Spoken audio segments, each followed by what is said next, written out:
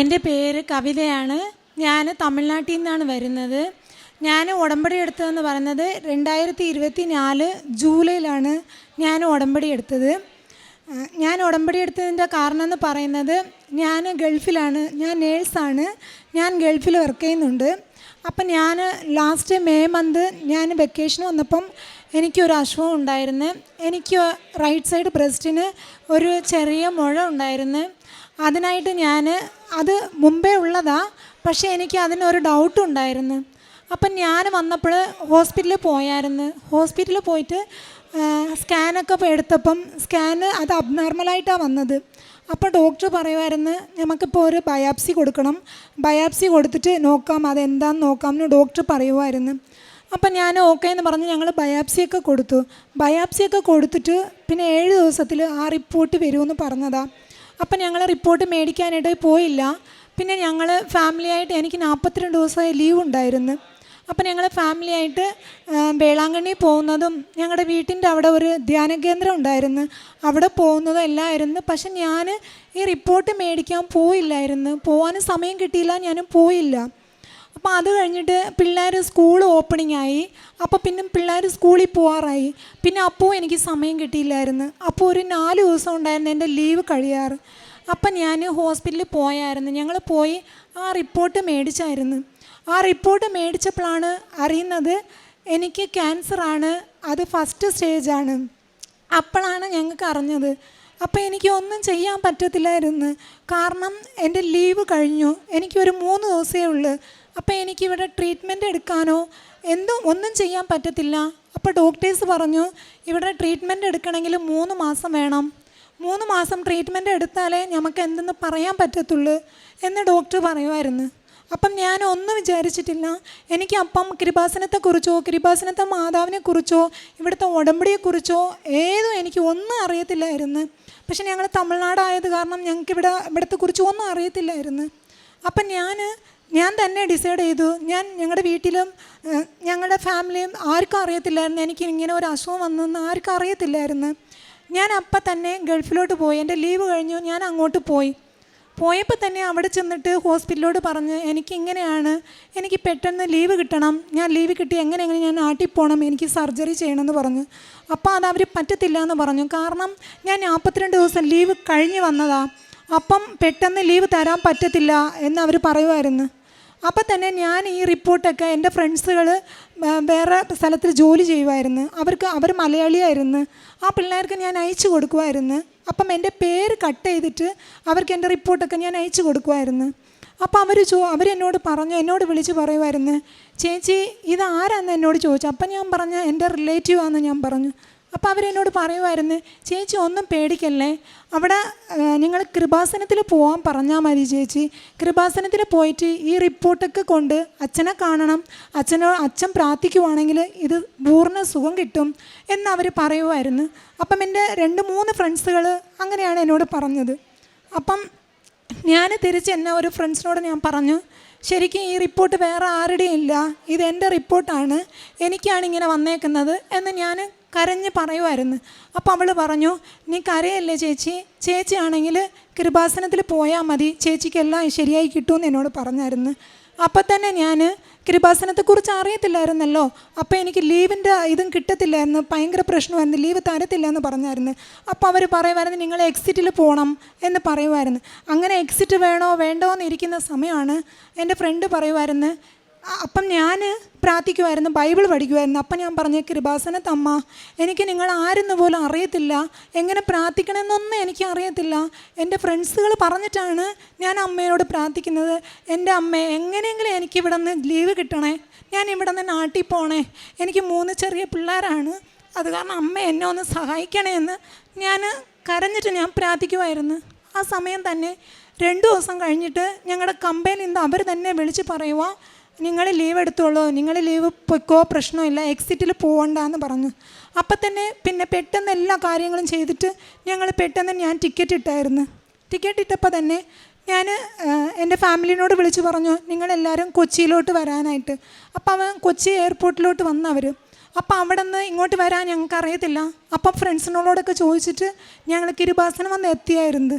കൃപാസനം വന്ന് എത്തിയപ്പോൾ തന്നെ ഇവിടെ വന്ന് ചോദിച്ചപ്പോൾ തന്നെ അവർ ആദ്യം ഉടമ്പടി എടുക്കണം, ഉടമ്പടി എടുത്താലേ അച്ഛനെ കാണാൻ പറ്റത്തുള്ളൂ, നിങ്ങളുടെ റിപ്പോർട്ടൊക്കെ വേണമെന്നൊക്കെ ചോദിച്ചായിരുന്നു. അപ്പം ഞങ്ങളുടെ കയ്യിലെല്ലാം ഉണ്ടായിരുന്നു, ഉടമ്പടി ഇല്ലായിരുന്നു. പിറ്റേ ദിവസം ഞങ്ങൾ ഉടമ്പടി എടുത്തു. ഉടമ്പടി എടുത്തപ്പോഴും എനിക്കൊരു പേടിയാണ്, എന്തായാലും എനിക്ക് ഈ അസുഖമായത് കാരണം ഞാൻ ജീവിക്കാൻ പറ്റുമോ, ഞാൻ ചത്തുപോകും എന്നുള്ള ഒരു പേടി എനിക്ക് ഉണ്ടായിരുന്നു. അത് കാരണം ഞാൻ പിറ്റേ ദിവസം ഉടമ്പടി എടുത്തു. അച്ഛനെ ഉടമ്പടി എടുത്തുകൊണ്ട് താഴെ വരുന്ന സമയം അവിടെയാണെങ്കിൽ ഉടമ്പടി എടുത്ത ഇടത്തിൽ ആ സിസ്റ്ററാണെങ്കിൽ പറഞ്ഞു, പഠിക്കുന്ന പിള്ളേർ ഫ്രണ്ടിലോട്ട് വന്നേര്, ഈ തുണ്ടെടുക്കാൻ പറഞ്ഞു. അപ്പം എല്ലാവരും എടുത്തു. ഞാൻ അവിടെ പുറകിൽ നിൽക്കുമായിരുന്നു. ആ സിസ്റ്റർ എന്നെ വിളിച്ച്, മോളെ ഇതൊന്ന് എടുത്തേരെന്ന് പറഞ്ഞു. അപ്പം ഞാൻ എടുത്തു. അതിൽ എനിക്ക് കിട്ടിയത് മാതാവാണ്. അപ്പം ആ സിസ്റ്റർ പറഞ്ഞു, മോൾ എന്ത് വിചാരിച്ചുകൊണ്ടാണ് നീ ഈ ഉടമ്പടി എടുത്തതോ അതിന് നിനക്ക് സാധിച്ചു കിട്ടും മോളെ എന്ന് എന്നോട് പറഞ്ഞു. അപ്പം ഞാൻ കരഞ്ഞു. അപ്പം തന്നെ ആ സിസ്റ്റർ പറഞ്ഞു, മോളെ എന്നോട് കരയല്ലേ, മാതാവിനോട് കരഞ്ഞ് പ്രാർത്ഥിച്ചേര്, നിൻ്റെ കാര്യങ്ങളൊക്കെ ശരിയാവുമെന്ന് ആ സിസ്റ്റർ പറഞ്ഞായിരുന്നു. പിന്നെ അവിടെ നിന്ന് വന്നിട്ട് അച്ഛനെ കണ്ടു. അച്ഛനെ കണ്ട് അച്ഛൻ പ്രാർത്ഥിച്ചിട്ടു. അച്ഛൻ എന്നോട് ഒന്നും പറഞ്ഞിട്ടില്ല. അപ്പോൾ എനിക്ക് മനസ്സിൽ തോന്നുന്നുണ്ട് അച്ഛൻ വേറെ എൻ്റെ അടുത്തുള്ളവരോടൊക്കെ സംസാരിച്ചായിരുന്നു, എന്നോടും ഒന്നും സംസാരിച്ചിട്ടില്ലല്ലോ എന്ന് ഓർത്തിട്ട് തന്നെ പിന്നെ ഞങ്ങൾ പോയപ്പോൾ പിന്നെ പിറ്റേ ദിവസം തന്നെ ഹോസ്പിറ്റലിൽ പോയി. പിന്നെ ഡോക്ടേഴ്സ് സർജറിയുടെ കാര്യങ്ങളെല്ലാം അവർ ഡിസൈഡ് ചെയ്യുമായിരുന്നു. അപ്പോൾ ഡോക്ടേഴ്സ് പറഞ്ഞു, സർജറി ചെയ്ത് കഴിഞ്ഞിട്ടേ അറിയാൻ പറ്റത്തുള്ളൂ നമ്മൾ എന്തെന്ത് ട്രീറ്റ്മെൻറ്റ് എടുക്കണമെന്ന് അറിയാൻ പറ്റത്തുള്ളൂ, അതിനു മുമ്പ് ഒന്നും അറിയത്തില്ല, എന്തായാലും 3 മാസം എടുക്കത്തുള്ളൂ എന്ന്. പക്ഷേ എനിക്ക് കിട്ടുന്ന ലീവ് ഒരു 25 ദിവസമേ അവർ തരത്തുള്ളൂ, 1 മന്ത് എന്തായാലും നീട്ടിക്കുക, അത്രയേ ഉണ്ടായിരുന്നത്. അപ്പം സർജറി സമയത്തും ഞങ്ങളുടെ കൂടെ ആരും ഉണ്ടായിട്ടില്ല, ഞങ്ങളുടെ ഫാമിലിയിൽ ആർക്കും അറിയത്തില്ലായിരുന്നു, എനിക്ക് ഇങ്ങനെയാണെന്ന് അറിയത്തേ ഇല്ലായിരുന്നു. അപ്പോൾ പിള്ളേർ എൻ്റെ വീട്ടിൻ്റെ അടുത്തുള്ളവരാണ് നോക്കിയത്. അവർക്കറിയാം എനിക്കൊരു ചെറിയ മുഴയെന്ന് മാത്രമേ അറിയത്തുള്ളൂ, ഇങ്ങനെ ക്യാൻസർ എന്ന് ആർക്കും അറിയത്തില്ലായിരുന്നു. അപ്പം ഞാനും എൻ്റെ ഹസ്ബൻഡും ഹോസ്പിറ്റലിലോട്ട് പോയി. ഞങ്ങൾ അഡ്മിഷൻ ആയപ്പം ഹസ്ബൻഡിന് ഭയങ്കര പേടിയായിരുന്നു. അപ്പം ഞാൻ പറഞ്ഞു, നീ പേടിക്കല്ലേ, നമ്മൾ കൃപാസനത്തിൽ പോയതാ, ഉടമ്പടി എടുത്തതാ, ഉടമ്പടി കാശ് രൂപ ഞങ്ങളുടെ കയ്യിലുണ്ടായിരുന്നു, ഉടമ്പടി തൈലം ഉണ്ടായിരുന്നു, എല്ലാം ഉണ്ട്, ദൈവത്തിനെ മുറുകെ പിടിച്ചോ, അതിനില്ലാതെ ഒന്നും വരത്തില്ല എന്ന് ഹസ്ബൻഡിനെ ഞാൻ പറയുമായിരുന്നു. അപ്പോൾ ഹസ്ബൻഡിനും ഓക്കെ എന്ന് പറയുമായിരുന്നു. അത് കഴിഞ്ഞിട്ട് അന്ന് നൈറ്റ് ഞങ്ങൾ കിടന്ന് ഉറങ്ങുക. ആ സമയത്ത് ഞാനൊരു സ്വപ്നം കാണുമായിരുന്നു. എൻ്റെ അമ്മയാണ് വരുന്നത് എൻ്റെ സ്വപ്നത്തിൽ. ഭയങ്കര ഒരു പ്രകാശമായിട്ടാണ് ഞാൻ കാണുന്നത്. അതുപോലെ ഒരു പ്രകാശം എൻ്റെ ജീവിതത്തിന് ഞാൻ കണ്ടിട്ടില്ല. അങ്ങനെ കണ്ടു. അപ്പം എനിക്ക് എൻ്റെ പാരൻസ് എൻ്റെ അമ്മ മരിച്ചിട്ട് 5 കൊല്ലമായി. അപ്പം ഞാൻ പിന്നും പേടിച്ചു, അയ്യോ എൻ്റെ അമ്മേനല്ലേ ഞാൻ കണ്ടത്, അപ്പം ഞാൻ മരിച്ചു പോവുമോ എന്നൊരു പേടി ഉണ്ടായിരുന്നു. ഞാൻ ഭയങ്കര കരച്ചിലായിരുന്നു. എൻ്റെ ഹസ്ബൻഡ് പറഞ്ഞു, കരയല്ലേ, നീയല്ലേ പറഞ്ഞത് ഉടമ്പടി എടുത്തുകൊണ്ട് അമ്മമാതാവ് കൂടെ ഉണ്ടെന്ന് നീയല്ലേ പറഞ്ഞു, നീ എന്തിനാ കരയുന്നത് എന്ന് പറഞ്ഞു. അപ്പോൾ അത് കഴിഞ്ഞിട്ട് പിറ്റേ ദിവസം സർജറി ആയിരുന്നു. അപ്പം സാമ്പത്തിക ബുദ്ധിമുട്ട് ഭയങ്കര ഉള്ളതാണ് എൻ്റെ വീട്ടിൽ. 20-25 ലക്ഷത്തിനോളം എനിക്ക് കടങ്ങളാണ്, വീട്ടു ലോണും കാര്യങ്ങളും എല്ലാം ഉള്ളതാണ്. അതിൻ്റെ ഇടയ്ക്ക് ഇങ്ങനെ ആയപ്പം എനിക്ക് ഭയങ്കര ബുദ്ധിമുട്ടായിപ്പോയി. അപ്പം എങ്കിലും എൻ്റെ കയ്യിൽ 1 ലക്ഷം രൂപയുടെ അടുത്തേ ഉണ്ടായിരുന്നു, വേറെ പൈസയുടെ കാര്യമൊന്നും ഇല്ലായിരുന്നു. അപ്പം ഞങ്ങൾ സർജറിയിൽ പോകുന്ന സമയം ഹസ്ബൻഡാണെങ്കിൽ എനിക്ക് പ്രാർത്ഥിച്ചിട്ട് തൈലം പുരട്ടി തന്ന് കാശ് രൂപ എൻ്റെ കയ്യിൽ തന്നായിരുന്നു. അപ്പോൾ ഡോക്ടേഴ്സ് പറഞ്ഞു, കാശ് രൂപം തേട്ടനകത്ത് കൊണ്ടുപോകാൻ പറ്റത്തില്ല എന്ന് പറയുമായിരുന്നു. അപ്പം ഞങ്ങൾ ഹസ്ബൻഡിൻ്റെ കയ്യിൽ കൊടുത്തു.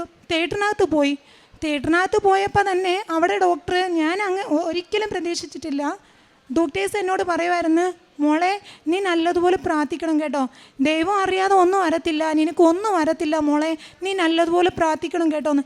അപ്പം അങ്ങനെ പറയുന്ന സമയം എൻ്റെ അമ്മ എന്നോട് പറയുന്നത് പോലെ തന്നെ എനിക്ക് ഉണ്ടായിരുന്നു. പിന്നെ അത് കഴിഞ്ഞിട്ട് സർജൻ വരുമായിരുന്നു. സർജൻ വന്നിട്ട് എന്നോട് സംസാരിച്ചിട്ട് അവർ എൻ്റെ നെറ്റിൽ കുരിശ് വരയുമായിരുന്നു. അപ്പോൾ തന്നെ എനിക്കൊന്ന് അമ്മമാതാവ് എൻ്റെ കൂടെ ഉണ്ട് ദൈവമേ എന്ന് ഞാൻ ഓർക്കുമായിരുന്നു. സർജറി ആണെങ്കിൽ 5.5 മണിക്കൂറായിരുന്നു. എൻ്റെ ഹസ്ബൻഡ് മാത്രമേ ഉണ്ടായിരുന്നു, വേറെ ആരും ഞങ്ങളുടെ കൂടെ ഉണ്ടായിരുന്നില്ല. അമ്മമാതാവ് മാത്രമേ എൻ്റെ ഹസ്ബൻഡിൻ്റെ കൂടെ ഉണ്ടായിരുന്നു, വേറെ ആരും ഇല്ലായിരുന്നു. പിന്നെ അവിടെ നിന്ന് മാറ്റി ഐസിയുലോട്ടാക്കിയപ്പം ഭയങ്കര ബുദ്ധിമുട്ടുകളുണ്ടായിരുന്നു. എനിക്ക് ബ്രീത്തിങ് ഡിഫിക്കൽട്ടും അങ്ങനത്തെ കാര്യങ്ങളൊക്കെ ഉണ്ടായിരുന്നു. അപ്പം ഡോക്ടേഴ്സൊക്കെ ആണെങ്കിൽ തിരിച്ച് വേറെ MRI എടുക്കണം അങ്ങനെയൊക്കെ പറയുമായിരുന്നു. അപ്പം തന്നെ ഞാൻ ആ സിസ്റ്ററോട് പറഞ്ഞു, സിസ്റ്ററെ എൻ്റെ ഹസ്ബൻഡിനെ ഒന്ന് വിളിക്കുമോ, എനിക്ക് വിളിക്കുമോ എന്ന് പറഞ്ഞു. അപ്പോൾ അവർ ഫോൺ വിളിച്ച് തന്നായിരുന്നു. അപ്പോൾ ഞാൻ ഹസ്ബൻഡിനോട് പറഞ്ഞു ആ കാശി രൂപം കൊണ്ട് ഒന്ന് അകത്ത് വരുമോ എന്ന് പറഞ്ഞു. അപ്പോൾ എൻ്റെ ഹസ്ബൻഡാണെങ്കിൽ ആ കാശി രൂപം കൊണ്ട് അകത്ത് വരുമായിരുന്നു. തൈലവും എൻ്റെ ഹസ്ബൻഡിൻ്റെ കയ്യിലുണ്ടായിരുന്നു. ശരിക്കും എൻ്റെ ഹസ്ബൻഡാണെങ്കിൽ പള്ളിയിൽ പോകുന്നതല്ല, പ്രാർത്ഥിക്കത്തില്ല, കൊന്ത ചൊല്ലത്തില്ല, ഒന്നും ചൊല്ലത്തില്ല, അങ്ങനത്തെ ഒരാളായിരുന്നു. അവരകത്ത് വരുമായിരുന്നു. വന്നിട്ട് എൻ്റെ കാശ് രൂപ എൻ്റെ തലയിനകത്ത് അവിടെ മേളി വയ്ക്കുമായിരുന്നു. പിന്നെ തൈലം പുരട്ടി തരുമായിരുന്നു. ഒരു 10 മിനിറ്റ് കഴിഞ്ഞിട്ട് ഡോക്ടർ വന്ന് നോക്കിയിട്ട് പറയുക, വേണ്ട, സ്കാനൊന്നും എടുക്കണ്ട, നമുക്ക് 1 അവർ കഴിഞ്ഞിട്ട് നോക്കാമെന്ന്. പിന്നെ എനിക്ക് ആ ബ്രീത്തിങ് ഡിഫിക്കൽട്ടി എവിടെ പോയി എന്നറിയത്തില്ല, ഒരു പ്രശ്നവും ഇല്ലായിരുന്നു. അത് കഴിഞ്ഞിട്ട് ഞാൻ പിന്നെ റൂമിലോട്ട് മാറ്റിയപ്പോഴാണ് എനിക്ക് ബില്ലിൻ്റെ കാര്യങ്ങളൊക്കെ വന്നത്. 6 ലക്ഷം രൂപയുടെ അടുത്ത് ബില്ല് വരുമായിരുന്നു. അപ്പം എൻ്റെ കയ്യിലില്ലായിരുന്നു. അപ്പം എന്ത് ചെയ്യണമെന്ന് അറിയത്തില്ലായിരുന്നു. അപ്പം എൻ്റെ ഹസ്ബൻഡ് പറയുമായിരുന്നു, ഓക്കെ, ഞാൻ നാളെ വേറെ ആരോട് അവർ ചോദിച്ചിട്ടുണ്ട്, തരുമോയെന്ന് അറിയത്തില്ല, ഞാൻ പോയി നോക്കട്ടെ എന്ന്. അപ്പം ഞാൻ പറഞ്ഞു, കാശി രൂപം കയ്യിൽ മുറുകെ പിടിച്ചിട്ട് ചേട്ടാ നീ ചെന്ന് ചോദിച്ചേര്, നിനക്ക് കിട്ടും, കിട്ടാതിരിക്കത്തില്ല, നിനക്ക് കിട്ടുമെന്ന് പറഞ്ഞു. ഞാൻ ഇവിടെ നിന്ന് പ്രാർത്ഥിക്കുമായിരുന്നു. ചേട്ടന് കയ്യിൽ കാശി രൂപം പിടിച്ചിട്ട് തൈലൊക്കെ ഉപ്പൊക്കെ കയ്യിലുണ്ടായിരുന്നു. അപ്പം തന്നെ അവിടെ ചെന്നിട്ട് അവരോട് ചോദിച്ചപ്പം അവർ ഒരു മറുപടി പോലും പറഞ്ഞിട്ടില്ല. ഹസ്ബൻഡ് പറഞ്ഞ് ഇവക്ക് വയ്യാതായി ഹോസ്പിറ്റലാണ്, ഞാൻ പിന്നെ തരാമെന്ന് പറഞ്ഞപ്പോൾ തന്നെ 6 ലക്ഷം രൂപ അവരെൻ്റെ ഹസ്ബൻഡിൻ്റെ കയ്യിലെടുത്ത് കൊടുത്ത് ഞങ്ങൾ അവിടെ നിന്ന് ഡിസ്ചാർജായി വന്ന് ഒരു പ്രശ്നമില്ലായിരുന്നു. പിന്നെയാണ് എൻ്റെ റിപ്പോർട്ട് വരാനാവുന്നത്. റിപ്പോർട്ട് വന്നാലേ അറിയത്തുള്ളൂ എനിക്ക് ഹീമോ വേണോ, റേഡിയേഷൻ വേണോ, എന്താ ചെയ്യേണ്ടതെന്ന്. ഞാനപ്പോൾ ഞങ്ങൾ എന്നും ഫാസ്റ്റിംഗ് പ്രെയർ ആയിരുന്നു. വീട്ടിൽ നിന്ന് ഭയങ്കര പ്രാർത്ഥനയായിരുന്നു, ദൈവമേ ഞങ്ങളൊന്ന് രക്ഷിക്കണേ, ഞങ്ങളെക്കൊണ്ട് പറ്റത്തില്ല, എൻ്റെ ഫാമിലി എന്നെ ഡിപ്പെൻഡ് ചെയ്താണ് ഇരിക്കുന്നത്, ദൈവമേ ഞങ്ങളൊന്ന് അനുഗ്രഹിക്കണമെന്ന് അമ്മ മാതാവിനോട് അങ്ങനെ കരച്ചിലും പ്രാർത്ഥനയുമായിരുന്നു. ഒരാഴ്ച കഴിഞ്ഞിട്ട് ഞങ്ങളുടെ റിപ്പോർട്ട് വരുവാ. എനിക്ക് റിപ്പോർട്ട് നോർമലാണ്, അതിലൊരു പ്രശ്നവും ഇല്ലായിരുന്നു. ഡോക്ടർ പറയുമായിരുന്നു കീമോ വേണ്ട, റേഡിയേഷൻ വേണ്ട, ഏതും വേണ്ട, ടാബ്ലറ്റ് മാത്രം എടുത്താൽ മതി, അതൊരു പ്രിക്കോഷനായിട്ട് നിങ്ങൾ ആ ടാബ്ലറ്റ് മാത്രം എടുത്താൽ മതി, വേറെ ഒരു പ്രശ്നവും ഇല്ല എന്ന് പറഞ്ഞുകൊണ്ട് എനിക്ക് പൂർണ്ണ സുഖം കിട്ടി. ഇതിന് അമ്മ മാതാവ് ഇടപെട്ടില്ലെങ്കിൽ, ഞാൻ ഈ ഉടമ്പടി എടുത്തിട്ടില്ലെങ്കിൽ എനിക്ക് സത്യത്തിന് സുഖം കിട്ടത്തില്ല, അത് എനിക്കറിയാം. പിന്നെ അത് കഴിഞ്ഞിട്ടാണെങ്കിൽ ഇത് കഴിയുന്ന സമയം എൻ്റെ ജോലിയുടെ പ്രശ്നം അടുത്ത് വരുക. എൻ്റെ 42 ദിവസം ലീവ് കഴിഞ്ഞു. അത് കഴിഞ്ഞിട്ട് പിന്നെ ഒരു 30 ദിവസം എടുത്ത്. അപ്പോൾ അവരവിടെ നിന്ന് പറയുക, ഇനി റീ എൻട്രി വിസ തരത്തില്ല, നിനക്ക് അങ്ങോട്ട് വരാൻ പറ്റത്തില്ല എന്ന്. അപ്പം ഞാൻ എന്ത് ചെയ്യണമെന്ന് എനിക്കറിയത്തില്ല. അപ്പം തന്നെ ഹോസ്പിറ്റലുകാർ പറഞ്ഞിട്ടുണ്ട് അവൾ സർജറിയൊക്കെ കഴിഞ്ഞതാ, അവൾക്ക് എണിച്ച് നടക്കാനൊന്നും പറ്റത്തില്ല, അപ്പം അവളിവിടെ വേണ്ട, ജോലിക്ക് വേണ്ട എന്ന് പറഞ്ഞു. അപ്പം തന്നെ ഞാൻ ഡേറ്റ് എഴുതി വെച്ചിട്ട് പ്രാർത്ഥിച്ചായിരുന്നു അമ്മ മാതാവോട്, അമ്മ മാതാവേ എന്നെ ഒന്ന് അനുഗ്രഹിക്കണേ അമ്മ മാതാവേ, ഞാൻ എന്ത് ചെയ്യാനാ എന്ന്. അപ്പം തന്നെ എനിക്കാണെങ്കിൽ അവർ കമ്പനിയിൽ നിന്ന് വിളിച്ച് പറഞ്ഞു ടിക്കറ്റ് ഇടാൻ പറഞ്ഞു. ഞാൻ ടിക്കറ്റ് ഇട്ട് അങ്ങോട്ട് കൊടുത്തപ്പോൾ തന്നെ ആ ടിക്കറ്റ് അവർ ക്യാൻസൽ ചെയ്യാൻ പറഞ്ഞു. റീ എൻട്രി വിസ വന്നു കഴിഞ്ഞിട്ട് മതിയെന്ന്. അപ്പം ഞാനത് ക്യാൻസൽ ചെയ്തു. പിന്നെ അത് കഴിഞ്ഞിട്ട് ഞാൻ ഡേറ്റ് ഇട്ട് പ്രാർത്ഥിക്കുമായിരുന്നു, ബൈബിളിനകത്ത് എഴുതി വയ്ക്കുമായിരുന്നു, അമ്മേ എൻ്റെ പ്രശ്നം ഇതാണ്, അമ്മ എൻ്റെ കൂടെ വരണേ, എനിക്ക് അമ്മ ഹെൽപ്പ് ചെയ്യണേ എന്ന് പറഞ്ഞുകൊണ്ട് ഞാൻ ഒരാഴ്ച സമയം ഞാൻ ഡേറ്റ് ഇട്ടിട്ടാണ് ഞാൻ എഴുതി വെച്ച് പ്രാർത്ഥിക്കുമായിരുന്നു. എപ്പോഴും ഞാൻ കാശി രൂപ മുറുകെ പിടിച്ചുകൊണ്ടിരിക്കുമായിരുന്നു. എപ്പോഴും വീട്ടിൽ ഇവരൊക്കെ കിടന്ന് ഉറങ്ങുക, ഞാൻ എപ്പോഴും പാതിരാത്രി എഴുന്നേച്ചിട്ടുണ്ട് ബൈബിൾ പഠിക്കുന്നതും കാശി രൂപ എടുക്കുന്നതും പ്രാർത്ഥിക്കുമായിരുന്നു. 3 ദിവസം ആയപ്പോൾ തന്നെ അവിടെ നിന്ന് വിളിച്ചു പറഞ്ഞു, മോളെ നിനക്കിങ്ങോട്ട് വരാം, നിനക്ക് റീ എൻട്രി വിസ ആയി, എല്ലാം ആയി, എത്ര പെട്ടെന്ന് ടിക്കറ്റ് ഇട്ട് വരാൻ പറ്റുമോ, നീ വന്നേരെന്ന്. അത് ഒരിക്കലും സാധിക്കത്തില്ല, അത് എനിക്കറിയാം. അമ്മ മാതാവ് അതിന് ഇടപെട്ടത് കാരണം മാത്രമാണ് അതങ്ങനെ സാധിച്ചതെന്ന് എനിക്കറിയാം. പിന്നെ 1 മാസം പോലും ആയില്ല, ഇത്ര വലിയ സർജറി കഴിഞ്ഞിട്ട് 1 മാസം പോലും ആയില്ല, ഞാൻ ഇവിടെ നിന്ന് ഗൾഫിലോട്ട് പോയി ഞാൻ ജോലിക്ക് ഇറങ്ങിയായിരുന്നു. എനിക്ക് ഏതൊരു പ്രശ്നവും ഉണ്ടായിരുന്നില്ല, ഞാൻ ജോലിക്ക് ഇറങ്ങിയായിരുന്നു. പിന്നെ അത് കഴിഞ്ഞിട്ട് എനിക്ക് പറയാനുള്ളത്, എൻ്റെ മോന്മാർ 2 പേരും, അവനാണെങ്കിൽ ഒരു മോനിന് ഒരു പനി വരുമായിരുന്നു. ഈ സമയത്തിൻ്റെ ഇടയ്ക്ക് ഒരു പനി വരുമായിരുന്നു. ആ സമയത്തിലാണെങ്കിൽ പനി വന്നപ്പം കൊച്ചിനെ ഞങ്ങൾ അടുത്ത് ഹോസ്പിറ്റലിൽ കൊണ്ടുപോയായിരുന്നു. കുഴപ്പമില്ലായിരുന്നു. 3-ാമത്തെ ദിവസം ഡോക്ടർ പറയുമായിരുന്നു കൊച്ചിനെ കാണാൻ ഒരു ഡിഫറൻ്റ് ഉണ്ട്, വലിയ ഹോസ്പിറ്റലിൽ എവിടെയെങ്കിലും നിങ്ങൾ കൊണ്ടുപോകണമെന്ന് പറഞ്ഞു. അപ്പം തന്നെ ഞങ്ങൾ തിരുവനന്തപുരം കിംസിലോട്ട് കൊച്ചിനെ കൊണ്ടുവന്നപ്പോൾ തന്നെ കൊച്ചിനെ ICUലോട്ടാക്കി. അപ്പം കൊച്ചിന് മെനിഞ്ചൈറ്റീസ് ആയിരുന്നു. അപ്പം ദൈവമേ ഞാൻ എന്ത് ചെയ്യാനാ, എനിക്കൊരു സമയം പോലും തരുന്നില്ലല്ലോ, അടുത്തടുത്ത് ഇങ്ങനെയല്ല എൻ്റെ ജീവിതത്തിൽ വരുന്നെന്ന് ഞാൻ കരയുമായിരുന്നു. പിറ്റേ ദിവസം തന്നെ അടുത്ത മോനും പനിയാണ്. അതുപോലെ തന്നെ ആ മോൻ ICUല. എൻ്റെ 2 മോന്മാരും ICUലായിരുന്നു. അപ്പോൾ എനിക്ക് എന്ത് ചെയ്യണമെന്ന് അറിയത്തില്ല. പിള്ളേർ ചെറുപ്പമായത് കാരണം എന്നെ അകത്ത് വിടുമായിരുന്നു. അപ്പം ഞാൻ കൊന്തു ചെല്ലുമായിരുന്നു. പിന്നെ ഈ ബൈബിള് അവിടെ അകത്തുണ്ടായിരുന്നു. പ്രതീക്ഷിച്ച പ്രാർത്ഥനയൊക്കെ ഞാൻ അവിടെ നിന്ന് ചെല്ലുമായിരുന്നു. പിന്നെ പിള്ളേർ കാശ് രൂപമുണ്ട്. പിള്ളേർ പറയുമായിരുന്നു, ഇവന്മാർ പറയാം, കിരുപാസനത്ത് അമ്മ ഞങ്ങളെ രക്ഷിക്കണേ എന്ന് ഈ 2 പിള്ളേരും പറയുമായിരുന്നു. ദൈവം അനുഗ്രഹിച്ച് ഒരു 3 ദിവസം ആവുന്ന സമയം പിള്ളേർ 2 പേരും ICUവിൽ നിന്ന് പുറത്തോട്ട് ഇറങ്ങി. അവർ കിട്ടത്തില്ല എന്ന് ഞങ്ങൾ ഓർത്തതാ. ഒരു പ്രശ്നമായില്ല. ഞങ്ങളുടെ പിള്ളേർ നല്ലതുപോലെ തിരിച്ച് കിട്ടിയായിരുന്നു. അപ്പോൾ അവർക്ക് പിന്നെ എനിക്ക് ബില്ലടയ്ക്കാനുള്ള പ്രശ്നം വന്നായിരുന്നു. അപ്പം ഞാൻ എവിടെ പോകുന്ന ഓർത്തുകൊണ്ടിരുന്ന സമയം തന്നെയാണ് എൻ്റെ ഒരു റിലേറ്റീവാണ്. അവർ വിളിച്ച് പറയുവാണേ, അതേ എൻ്റെ കയ്യിൽ ഇച്ചിരി പൈസ ഉണ്ട്, ഞങ്ങൾ ഇട്ട് തരാം അക്കൗണ്ടിലോട്ട്, നീ ആണെങ്കിൽ ഡിസ്ചാർജായി വന്നോളണം എന്ന് പറഞ്ഞു. അപ്പം അങ്ങനെ ഞങ്ങൾ ഡിസ്ചാർജായി വന്നു. അതും അങ്ങനെ ചെയ്തു.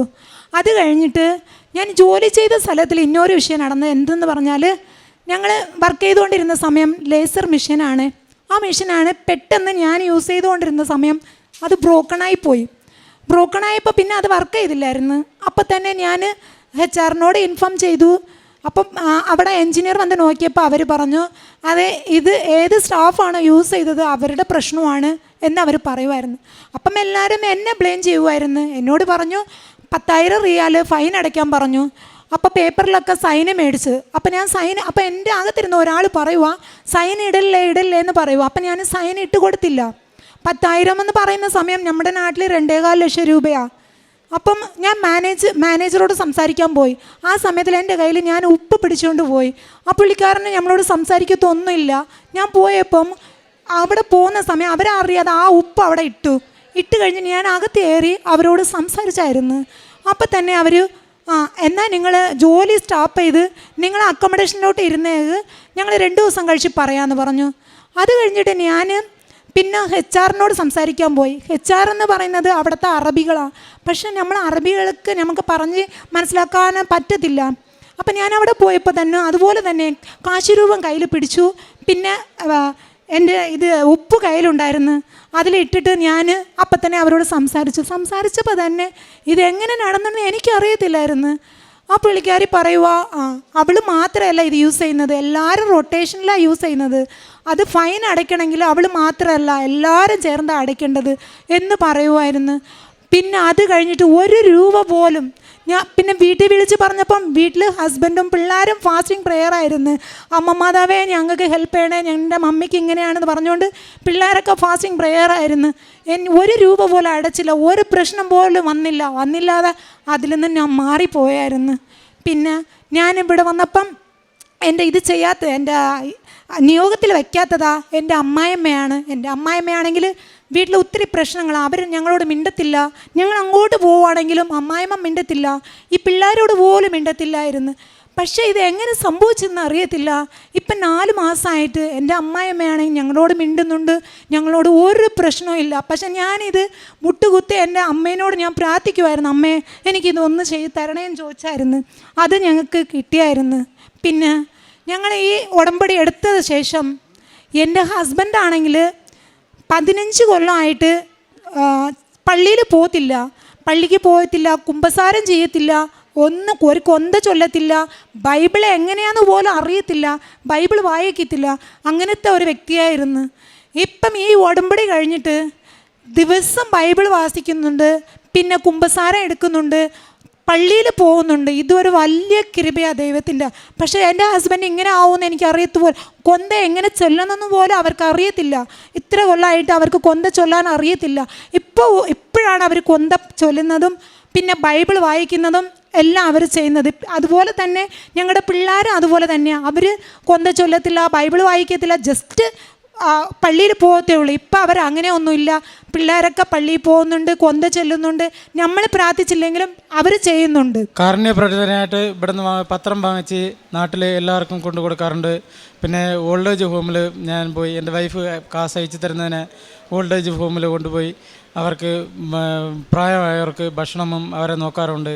പിന്നെ അവിടെ ക്യാൻസർ സെൻ്ററുകളിൽ പോയി ചെറിയ കൊച്ചു പിള്ളേർക്ക് അല്ലാതെ വലിയ പ്രായമില്ലാത്തവർക്കും ഇവിടുത്തെ പത്രം കൊടുത്ത് എല്ലാവരും കൃമാസനം മാതാവിൻ്റെ അടുത്ത് വരാനും എല്ലാത്തിനും പറഞ്ഞു കൊടുക്കാറുണ്ട്. ഇവിടുത്തെ പത്രം വാങ്ങിച്ച് എല്ലാവർക്കും വിതരണം ചെയ്യുന്നുണ്ട്. യോഹന്നാൻ്റെ വിശുദ്ധ സുവിശേഷം 15-ാം അധ്യായത്തിൽ തിരുവചനങ്ങൾ അരുളി ചെയ്യുന്നു, ഞാൻ മുന്തിരിച്ചെടിയും നിങ്ങൾ ശാഖകളുമാണ്. ആര് എന്നിലും ഞാൻ അവനിലും വസിക്കുന്നുവോ അവനേറെ ഫലം പുറപ്പെടുവിക്കുന്നു. എന്നെ കൂടാതെ നിങ്ങൾക്കൊന്നും ചെയ്യാൻ കഴിയുകയില്ല. കവിതയും ഫാമിലിയും തങ്ങളുടെ കുടുംബം ഒന്നിച്ച് മക്കളുമായി ഇവിടെ വന്ന് നിന്ന് ദൈവത്തെ മഹത്വപ്പെടുത്തുന്നു. ദൈവം ചൊരിഞ്ഞ കൃപകൾ അത് തങ്ങൾക്ക് ലഭിച്ചത് രോഗസൗഖ്യമായും മക്കൾക്കും തനിക്കുമൊക്കെ ലഭിച്ച രോഗസൗഖ്യം, തൻ്റെ ജോലി, തനിക്ക് നഷ്ടപ്പെട്ട ജോലി, ഒരു സർജറിയൊക്കെ കഴിഞ്ഞാൽ തന്നെ വീണ്ടും എടുക്കാനുള്ള യാതൊരു സാഹചര്യവും അവിടെ ഇല്ലായിരുന്നു. നേഴ്സാണ്, സ്റ്റാഫ് നേഴ്സായിട്ട് സൗദിയിൽ ജോലി ചെയ്യുമ്പോൾ അവർ വീണ്ടും ഇങ്ങോട്ട് വരണ്ട എന്നുള്ള രീതിയിലൊക്കെ പറയുന്ന സാഹചര്യത്തിൽ തൻ്റെ ടിക്കറ്റ് ക്യാൻസൽ ചെയ്യുന്ന സാഹചര്യം, ഇവിടെ വീണ്ടും എങ്ങനെ ഈ മകൾക്ക് ജോലി വളരെ സ്റ്റേബിളായിട്ട് വീണ്ടും ചെയ്യാനൊക്കെ സാധിച്ചു. തനിക്ക് ഫൈൻ അടയ്ക്കേണ്ടി വരുന്ന തൻ്റെ ഭാഗത്തു നിന്നാണ് താൻ മൂലമുണ്ടായ ഒരു കുഴപ്പം എന്നുള്ള രീതിയിൽ ഒരു മെഷീൻ പ്രോബ്ലം വരുമ്പോൾ അതും ഒരു പൈസ പോലും അടയ്ക്കേണ്ടാത്ത രീതിയിൽ അമ്മ മാതാവ് സംരക്ഷിക്കുന്നു. തൻ്റെ കൂടെ അമ്മയെ കൂട്ടിക്കൊണ്ട് നടന്ന ഒരു മകള് തൻ്റെ ഓപ്പറേഷൻ്റെ സമയത്ത്, അതുപോലെ തന്നെ എന്തിനും ഏതിനും പൈസയുടെ ഷോർട്ടേജ് ഉണ്ടാകുമ്പോൾ, ആരോടെങ്കിലും ചോദിക്കേണ്ടി വരുമ്പോൾ എല്ലാറ്റിനും ഉടമ്പടി കാശ് രൂപവും പിടിച്ചുകൊണ്ടുള്ള യാത്ര. ഈ യാത്രയിൽ അമ്മ കൂടെയുണ്ട്. എനിക്ക് എൻ്റെ അമ്മ ഒന്നും വരുത്തില്ല. മക്കൾ ICUവിൽ അഡ്മിറ്റ് ആകുന്നു മെനിഞ്ചൈറ്റിസായിട്ട്.